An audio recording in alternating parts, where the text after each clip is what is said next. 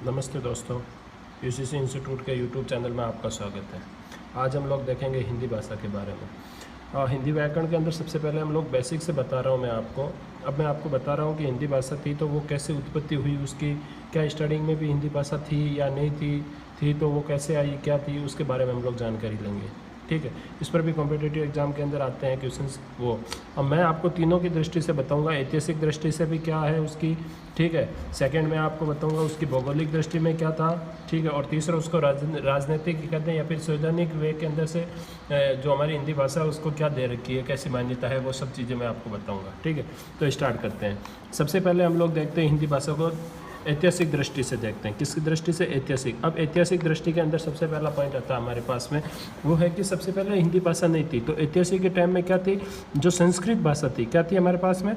संस्कृत भाषा थी। वही क्या थी? सभी भाषाओं की जननी थी। वो क्या थी? सभी भाषा थी उनकी क्या थी? उन सभी भाषा की क्या थी? वो जननी थी। मतलब एक संस्कृत ही पहले भाषा थी जिसके अंदर से सारी भाषाएं आपस में टूट के, क्योंकि भाषा हमने सबसे पहला पढ़ा था भाषा का परिचय, उसके अंदर हमने देखा था कि भाषा क्या होती है? परिवर्तनशील होती है। मतलब कुछ टाइम के बाद में उसका धीमे धीमे तो कुछ ना कुछ बदलाव आता गया और हमारी लैंग्वेज है वो बनती गई। ठीक है, तो सबसे पहले क्या थी हमारे पास में? संस्कृत। वो उसकी भाषा, उसको हम लोग क्या कहते हैं? भाषा की जननी कहते हैं। संस्कृत के अंदर दो भाषाएं थी। कितने थे? दो रूप थे। कौन कौन सा था? पहला था हमारे पास में वैदिक रूप। कौन सा था? वैदिक रूप था सबसे पहले। अब हम लोग देखते हैं वैदिक रूप। सेकंड था हमारे पास में लौकिक रूप। कौन सा था? लौकिक रूप। अब वैदिक रूप क्या है और लौकिक रूप क्या है, पहले इसके बारे में पढ़ लेते हैं, फिर हम आगे करते हैं। अब वैदिक रूप तो क्या था कि वैदिक भाषा के अंदर क्या था? संस्कृति। वैदिक रूप के अंदर क्या था? इसके अंदर वेद लिखे गए थे। क्या लिखे गए थे? वेद। और सेकंड क्या था? इसके अंदर उपनिषद लिखे गए थे। क्या लिखे गए थे? उपनिषद थे, वो इनके अंदर लिखे गए थे। ठीक है, इसके अंदर सिर्फ उनको लिखे गए थे। ठीक है, संस्कृत के अंदर। इसकी भाषा का क्या था? आगे कहीं पर भी और आगे कुछ परिवर्तन हुआ नहीं और ना ही कोई बात। और ये भाषा इतनी कठिन थी कि इस वजह से क्या सिर्फ यहीं पर समाप्त हो गई। फिर थी लौकिक भाषा। लौकिक रूप के मतलब क्या हो गया? जो आम जनता के द्वारा बोली जाती है, मतलब हर इंसान के द्वारा जो भाषा बोली जाती है उसको हम लोग क्या कहते हैं? लौकिक भाषा कहते हैं। ठीक है, इसमें अन्य भाषा का भी प्रयोग किया गया। किसका? अन्य दूसरी भाषा थी उनका भी प्रयोग किया गया। इसके अंदर दो ग्रंथ लिखे गए थे। क्या लिखे गए थे? दो ग्रंथ लिखे थे हम लोगों ने। ठीक है, दो ग्रंथ लिखे। दो ग्रंथ कौन कौन से लिखे गए थे? दो ग्रंथ थे जिसके अंदर एक था रामायण। कौन सा था? रामायण था। और दूसरा था वो था महाभारत। कौन सा था? महाभारत। जो अभी क्वारंटाइन के टाइम के अंदर आप लोग देख ही रहे हैं, लॉकडाउन चल रहा है, लॉकडाउन के अंदर हम लोगों को दिखाया जा रहा है महाभारत और रामायण। ठीक है, तो ये किस में लिखी गई थी? लौकिक भाषा के अंदर लिखी गई थी। ठीक है, फिर क्या हुआ? जैसे जैसे लौकिक भाषा का परिवर्तन होता गया और लौकिक भाषा किसके अंदर चेंज हो गई? पाली भाषा के अंदर चेंज हुई। किसके अंदर हुई? पाली भाषा के अंदर चेंज हुई। लौकिक रूप का परिवर्तन होते होते वो किसमें एक नया रूप लेकर के उस भाषा का नाम क्या दे दिया हमने? पाली भाषा दे दिया। ठीक है, पाली भाषा थी वो किसकी थी? बौद्ध धर्म की भाषा होती थी। किसकी थी? बौद्ध धर्म की भाषा थी। उस टाइम के अंदर क्या था? बौद्ध धर्म चलता था। तो बौद्ध धर्म के अंदर क्या थी? ये बौद्ध धर्म की भाषा थी। ये कौन सी थी? पाली भाषा थी। वो किसकी थी? बौद्ध धर्म की भाषा थी। ठीक है, इसके अंदर बौद्ध धर्म का तीन ग्रंथ लिखे गए थे। कितने ग्रंथ लिखे गए थे? 3 ग्रंथ लिखे गए थे, जिनको नाम क्या था? उनको कहते हैं त्रिपिटक ग्रंथ कहते हैं। क्या कहते हैं? त्रिपिटक ग्रंथ। 3 ग्रंथ है, एक ग्रंथ द्विग्रंथ और त्रिग्रंथ। ठीक है, उनको क्या कहते हैं? त्रिपिटक ग्रंथ कहते हैं। ये किसके अंदर लिखे गए थे? ये भी हमारे पाली भाषा के अंदर लिखे गए थे। जब पाली भाषा के बाद में क्या हुआ? जैसे ही पाली भाषा का परिवर्तन हुआ और धीमे धीमे टाइम के बाद में क्या होगी? पाली भाषा किसके अंदर चेंज हो गई? प्राकृत भाषा के अंदर चेंज हो गई। किसके अंदर चेंज हुई? प्राकृत भाषा के अंदर चेंज हो गई। अब प्राकृत भाषा आई। प्राकृत भाषा क्या थी? ये किसके लिए थी? जैसे ये बौद्ध धर्म की भाषा थी तो ये किसकी थी? ये जैन धर्म के अंदर थी। किसके अंदर थी? ये जैन धर्म की भाषा थी। ये इसने सबसे ज़्यादा प्रभावित किसको किया था? जैन धर्म के अंदर किया था। ठीक है, इसके अंदर भी क्या था? जैन धर्म का पवित्र ग्रंथ लिखा गया था जिसका नाम क्या था? आगम। आगम था वो प्राकृत भाषा में लिखा गया था, पवित्र ग्रंथ था। कौन सा था? इसका अंदर पवित्र ग्रंथ था वो कौन सा था हमारे पास में?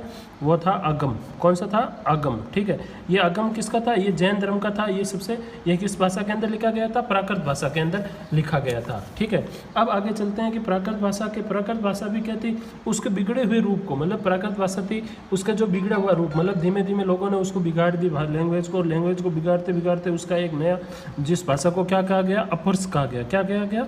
अपभ्रंश कहा गया। ठीक है, अपभ्रंश कहा गया। अपभ्रंश का मतलब क्या होता है कि कोई भी भाषा थी उसको बिगाड़ना, उसका बिगड़ा हुआ स्वरूप होता है, उसको हम लोग क्या कहते हैं? अपभ्रंश कहते हैं। ठीक है, इसका एक रूप था। इसका भी क्या था? एक अलग रूप था जिसका नाम दे रखा था सौरवंशी।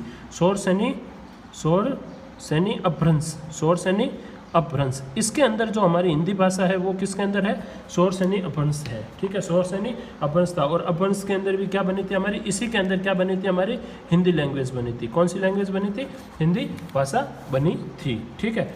अब आगे करते हैं हिंदी भाषा का विकास हुआ। देखो अब हमें पता चल गया, अब इसके अंदर क्वेश्चंस कैसा आता है, तो हम लोग पहले क्वेश्चंस देख लेते हैं। हिंदी, इसके अंदर क्वेश्चन आता है कि हिंदी भाषा का विकास हुआ, हिंदी भाषा का विकास हुआ, ठीक है। ऑप्शन दे रखे हमें, ऑप्शन क्या दे रखा है, फर्स्ट ऑप्शन दे रखा हमें, वो दे दिया हमें संस्कृत, क्या दे दिया हमें, संस्कृत, ठीक है। सेकंड ऑप्शन दे दिया हमें, जैसे क्या दे दिया हमें, अपभ्रंश दे दिया, क्या दे दिया, अपभ्रंश दे दिया, ठीक है। और तीसरा हमें ऑप्शन दे रखा है, वो दे रखा है सोर सैनी अपभ्रंश।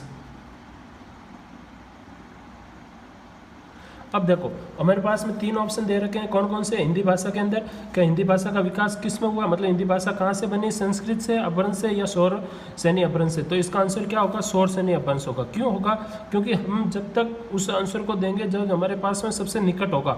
तो हिंदी भाषा का सबसे निकट के अंदर क्या है हमारे पास में, सौर सैनी अपभ्रंश था। अब उसके बाद में अपभ्रंश, अगर हमें ऑप्शन के अंदर सौर सैनी अपभ्रंश नहीं दिया हुआ होता है तो हम लोग किसको लेते हैं, पहले अपभ्रंश को लेते हैं। या फिर हमें पूछ लेते हैं कि हिंदी भाषा का विकास मूल किस भाषा से हुआ, विकास मूल किस भाषा से हुआ, तो हम लोग उसके अंदर आंसर क्या लगाते, संस्कृत देते, ठीक है। अब हम लोग देख लेते हैं इसका भौगोलिक रूप क्या था, तो भौगोलिक रूप देखते हैं। अब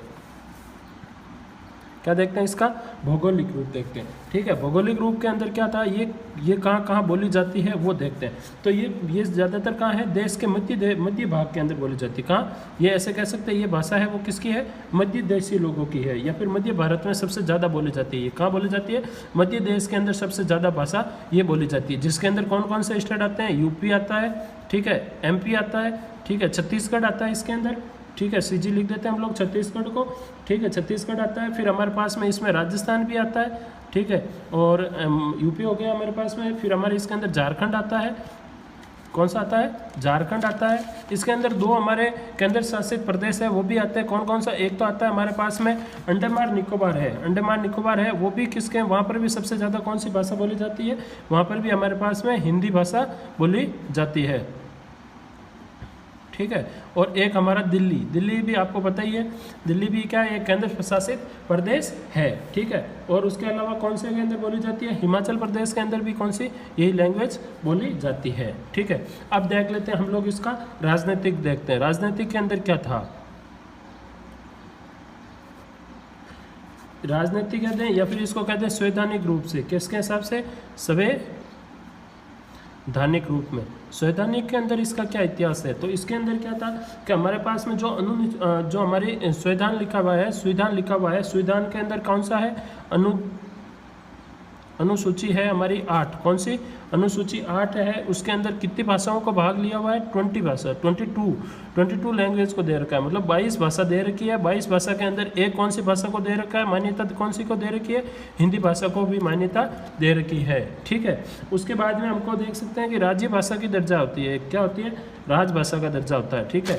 तो राजभाषा का दर्जा है, ये किसके अंदर, संविधान के कौन से भाग में दे रखा है, ये 17वें भाग के अंदर दे रखा है। संविधान के कौन से भाग में, 17वें भाग के अंदर दे रखा है, जो जिसके अंदर एक अनुच्छेद है, कौन सा अनुच्छेद है, वो दे रखा हमें अनुच्छेद 343 से लेकर के 351 के अंदर इसके बारे में पूरी जानकारी दी गई है, ठीक है। अब ये हो गया। अब क्या होता है कि इसके अलावा भी कुछ चीज़ें होती है, वो क्या क्या होती है, एक हमने सुना होगा बोली, क्या सुना है हमने, बोली, ठीक है, फर्स्ट। सेकेंड हमने सुना है भाषा, क्या सुना है, भाषा।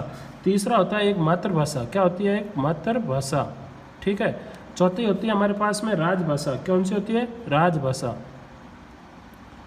और पांचवी है हमारे पास में, वो है हमारे पास में राष्ट्रभाषा, कौन सी है, राष्ट्रभाषा, राष्ट्रभाषा। अब देखो कि पहले बोली में क्या किसे कहते हैं, भाषा किसे कहते हैं, मातृभाषा कौन सी होती है, राजभाषा कौन सी होती है, और राष्ट्र की भाषा कौन सी होती है, इसके बारे में बताता हूँ। देखो बोली कौन सी होती है, बोली होती है वो एक छोटे से क्षेत्र के अंदर, मतलब हम कहते हैं एक सीमित क्षेत्र के अंदर जिसकी बात की जाए, या फिर एक कम क्षेत्र के अंदर, मतलब एक छोटा सा एरिया हो गया, जैसे हमारा गांव हो गया, या हमारा एक कस्बा हो गया, या हमारा एक डिस्ट्रिक्ट हो गया, उसके अंदर ही उसको बोली जाती है, उसको तो हम लोग क्या कहते हैं, बोली बोलते हैं, ठीक है। भाषा किसे कहेंगे, भाषा का मतलब हो गया कि उसका एक बड़ा रूप, मतलब बहुत सारे क्षेत्रों के अंदर इसको बोली जाती है, मतलब अपन इसको क्या कह सकते हैं, बड़ा क्षेत्र के अंदर, बड़े क्षेत्र के अंदर जो भाषा बोली जाती है, जो बोली जाती है, उसको हम लोग बोली ना बोल करके आगे क्या नाम दे दिया, उसको भाषा दे दिया।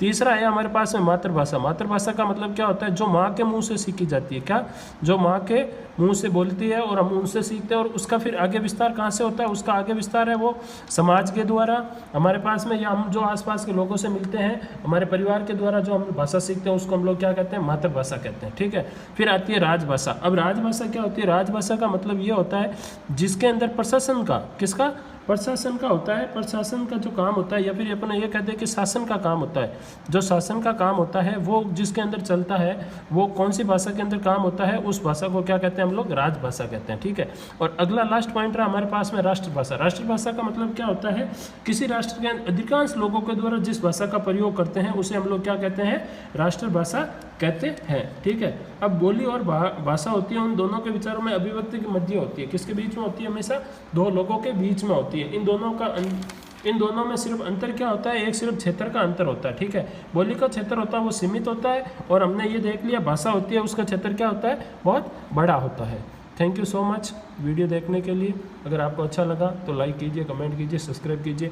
कल से मैं आपको व्याकरण स्टार्ट करूँगा, व्याकरण को 0 से स्टार्ट करेंगे। Thank you.